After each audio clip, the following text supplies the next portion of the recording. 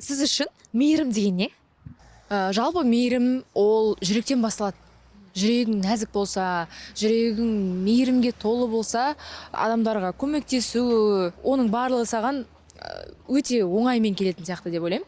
Ал адам мейірімді болу үшін не істеу керек деп ойлайсыз? Мейірімділік, мейірімді істер ол негізі өте ұсақ, бірақ әрі ұлы істерден басталады да. Мысалы, жолды өтіп жатқан әжеге көмектесу, әлде көлігін дұрыс қоя алмай жатқан жүргізушіге көмектесу, немесе даладағы ит мысықтарға тамақ беру, оның барлығы осындай ұсақ, бірақ маңызы зор, өте ұлы іс деп ойлаймын. Сондай істерден жақсы сөздер айтудан басталады, иә? Адам болу үшін жаман сөз айтпау керек, иә, сенің ішінде ниетің түзу болу керек. Біз өмірді бір-ақ рет сүреміз.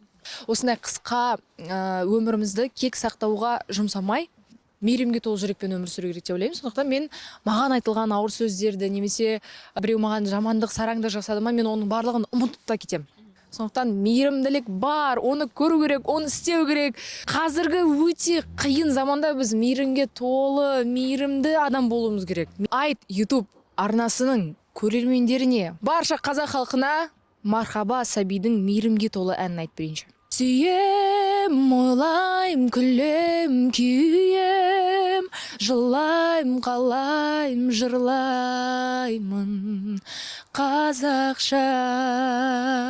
Сезем, ренжим, бұлдайм, жазам, сынайм, талдайм, сыйлаймын қазақша.